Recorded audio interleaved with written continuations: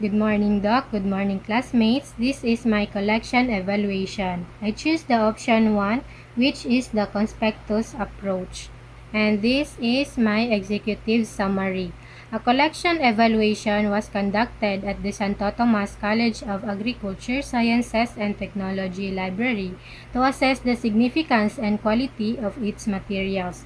The RLG Conspectus method was utilized to determine the collecting level across various classification areas, providing a thorough understanding of the library's collection.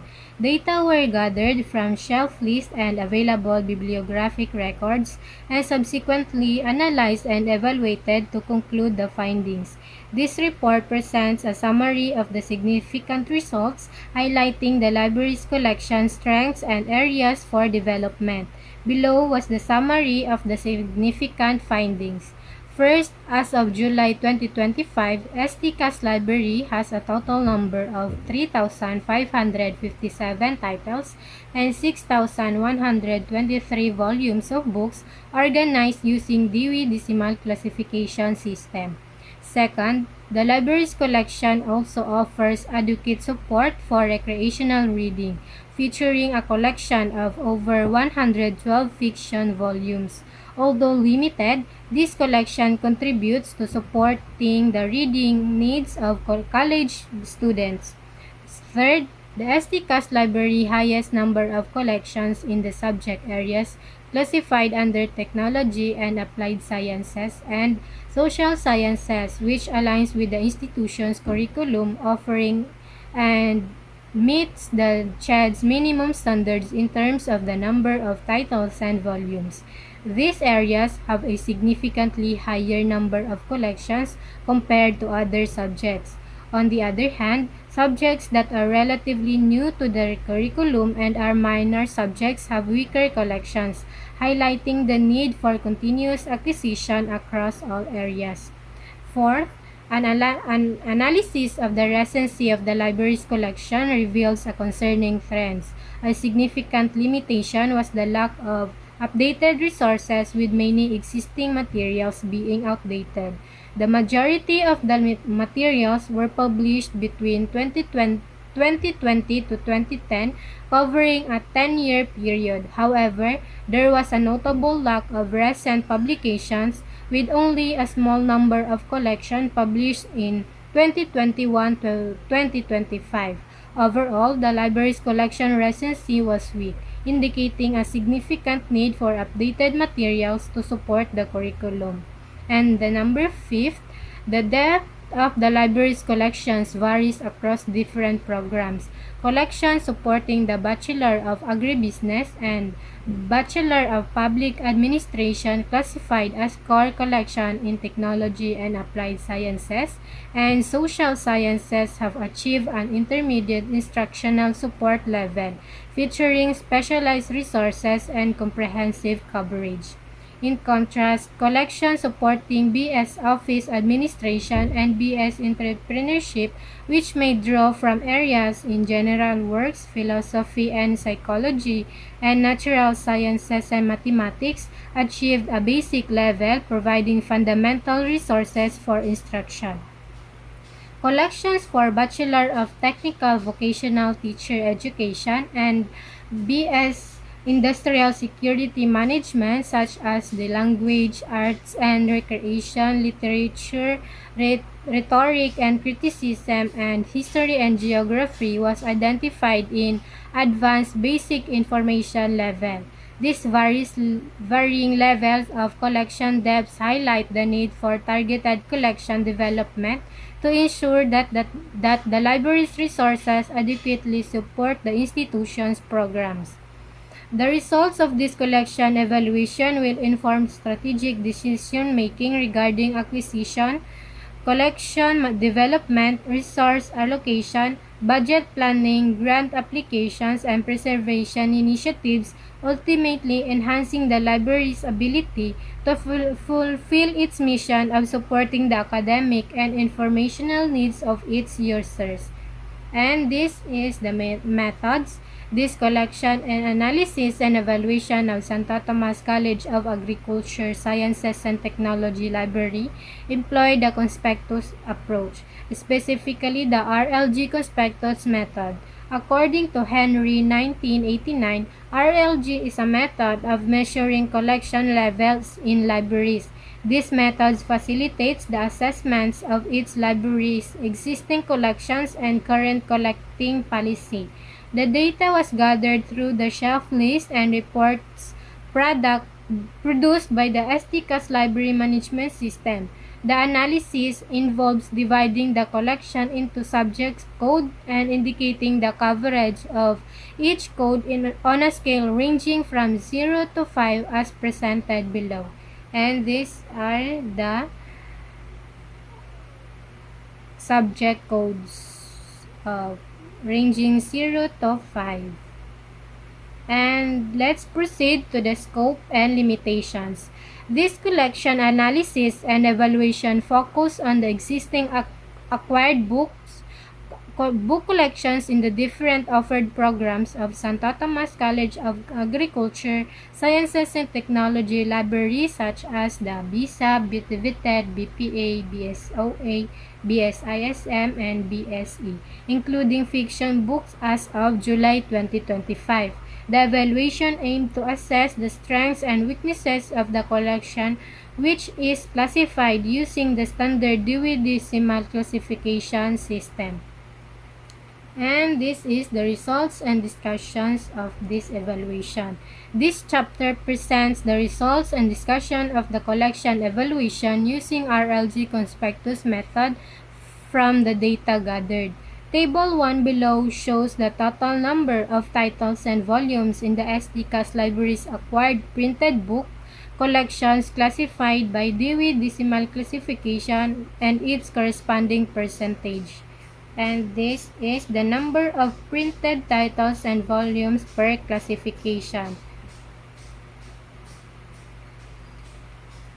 Table 1 shows the library's analysis revealed a total of 3,557 titles and 6,123 volumes across different classifications. The library's collection has the highest number on technology and applied sciences with 1,025 titles and 28.81% and 1,743 volumes with 45.7%.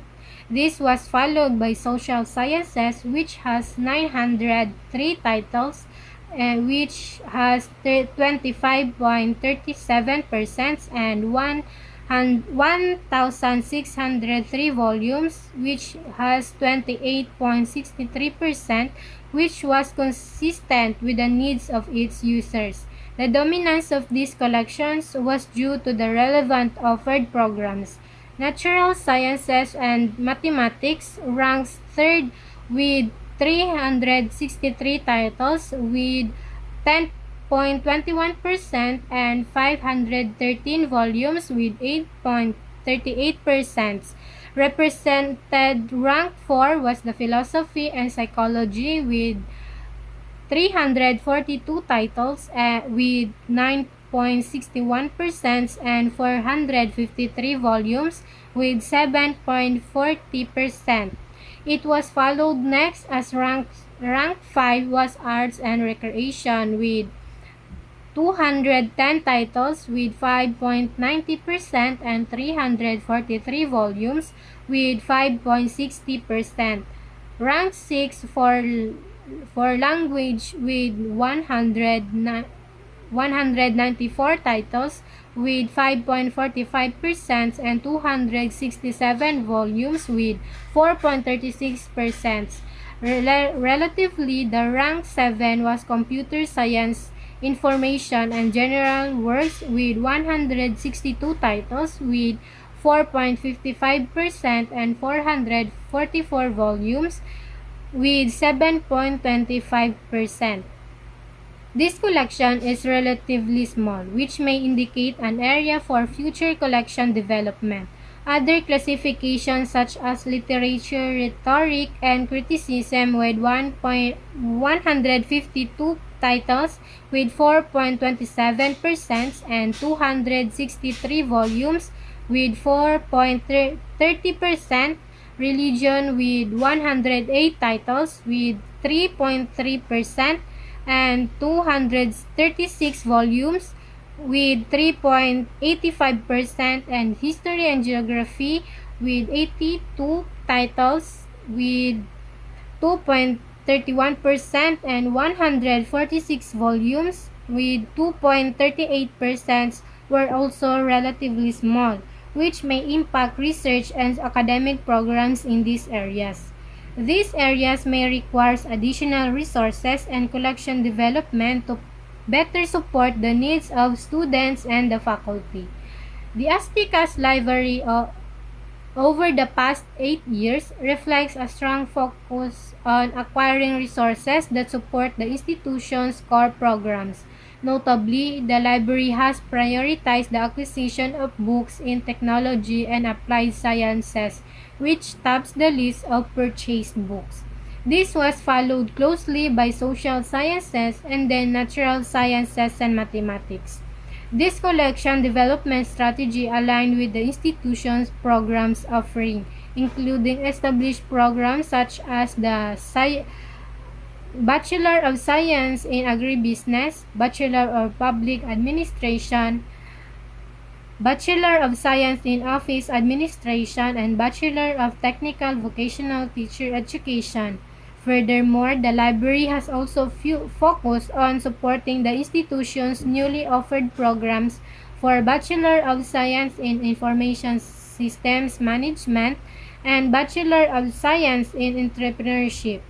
By focusing on these areas, the library ensures that its collection meets the needs of its students and faculty while also complying with the CHED minimum requirements for professional books. And this is the table 2, number of books published in 5-year recency period. And this is according to its classification. Table 2 shows the number of collection published within the 5-year recency period according to its classification. Generally, the result revealed that the highest of the collection comprising 4,716 with 77.2% of the total volume was published between 2020 to 2010. This suggests that the majority of the collection is comprised of older materials. In contrast, publications from 2009 below, as the list number contains 719 with 11.74% of the collection.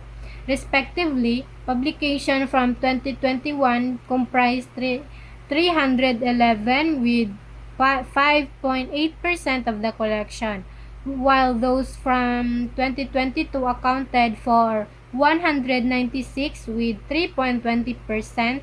The proportion of publication from 2023 has 113 with 2.19%, and those from 2024 has 44 with 0.72%. The publication for 2025 has accounted 0% of the collection.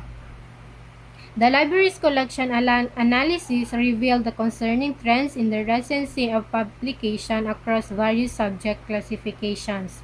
The data shows that the majority of the collection, 77.2%, was published between 2020 to 2010 with limited recent publication. The Computer Science Information and General Works classification has 8 volumes published in 2023, 12 volumes in 2022, and 17 volumes in 2021, indicating a need for updating the collection to support the BS Industrial Security Management programs. Similarly, the Technology and Applied Sciences classification has 17 volumes published in 2024, 48 volumes in 2023 and 64 volumes in 2022, highlighting the need for continuous acquisition of new publication to support the programs such as the BS Agribusiness, BS Office Administration, and BS Entrepreneurship. The Social Sciences classification has 12 volumes published in 2024, 23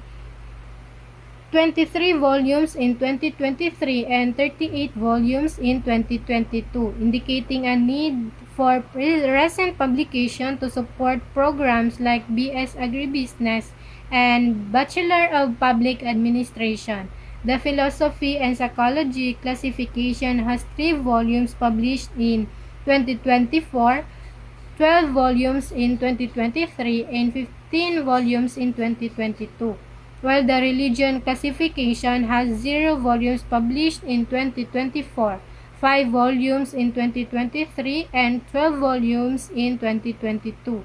This classification also requires updates to support the academic needs of students and faculty. The language classification has 2 volumes published in 2024, 8 volumes in 2023, and 10 volumes in 2022, while the natural sciences and mathematics classification has 7 volumes published in 2024, 9 volumes in 2023, and 15 volumes in 2022. The Arts and Recreation classification has 3 volumes published in 2024, 8 volumes in 2023, and 12 volumes in 2022. And the Literature, Rhetoric, and Criticism classification has 0 volumes published in 2024, 8 volumes in 2023, and 11 volumes in 2022. The History and Geography classification has 0 volume published in 2024, 5 volumes in 2023, and 7 volumes in 2022. All these classifications requires updates to provide relevant and up-to-date resources for students and faculty. The limited number of recent publications in various subject classification has implications for the library's ability to support the academic needs of students and faculty in programs of BISA, BPA, BSOA, BTVTED, BSISM, and BSE.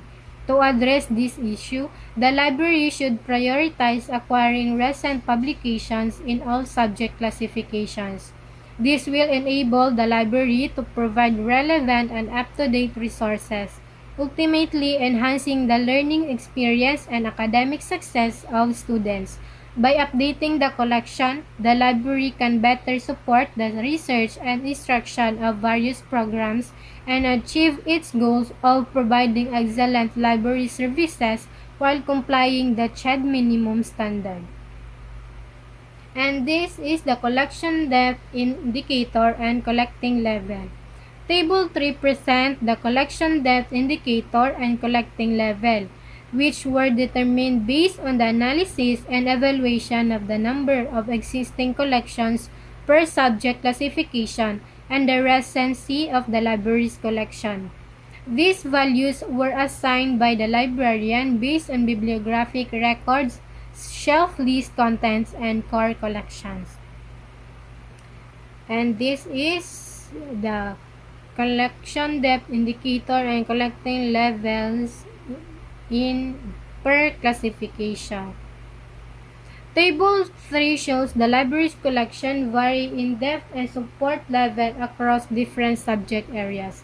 Computer science, philosophy and psychology, and natural sciences and mathematics achieve a basic instructional support level, providing primary topics that support core coursework, student research projects. These collections are designed to furnish students with understanding of key concepts, theories, and principles in their specific fields. In contrast, social sciences and technology and applied sciences achieve an intermediate instructional support level, offering more in-depth collections to support specialized subject areas. particularly relevant to programs like BSAB, BPA, BSOA, and BSE. Meanwhile, collections in religion, language, arts and recreation, literature, rhetoric and criticism, and history and geography achieve a basic information level. Advanced. Meet meeting basic informational and recreational needs but potentially requiring enhancements to fully support programs like BTB-TED, BSISM, and BSE, indicating a potential need for further development to align with the institution's academic offerings. And this is the collections and conclusion and recommendation of this evaluation. The STCAS library has demonstrated commendable growth in its collection over 6 years, meeting the CHED's minimum standards in terms of total collection size and professional books per program. However, this collection evaluation revealed areas for improvement, notably in recency and collection depth. The library's collection lack of recency publications and certain newly offered programs such as BS Industrial Security and Bachelor of Entrepreneurship require more in-depth and special resources. Based on these findings, targeted recommendations are proposed to enhance the library's collections, ensuring it remains relevant, comprehensive, and alignment with the institution's academic objectives. These recommendations aim to guide future collection development, ultimately supporting the library's mission to provide optimal resources for its users. Based on the results, discussions, and conclusions, the following recommendations were made. First, prioritize recent acquisition. Allocate a significant portion of the budget to acquiring recent publication in all subjects. Second, targeted collection development. Focus on developing in-depth and specialized collections for programs like BSISM and BSE to support instruction and research. Third, regular collection evaluation. Conduct regular evaluations to assess the library's collection and identify areas for improvement. Fourth, budget reallocation. Reallocate budget funds to support the acquisition of new and relevant materials, ensuring the collection remains current and comprehensive. Fifth, grant applications. Explore grant opportunities to supplement the library's budget and support collections development initiatives. Sixth, the collaboration with faculty. Engage with faculty members to identify key resources and areas of focus for collection development, ensuring the library's collection aligns with academic programs. 7. The digital resources. Consider acquiring digital resources such as ebooks and online databases to supplement the physical collection and provide 24/7 access to information. 8. Weeding and maintenance. Regularly weed out outdated and irrelevant materials to maintain a current and relevant collection. 9. User feedback. Solicit feedback from users to identify collection development decisions and ensure the library's collection meets their needs. And last, for number 10, strategic planning. Develop a strategic plan for collection development, outlining goals, objectives, and priorities for the library's collection. And this is the reference. And that's all for my evaluation. Thank you very much.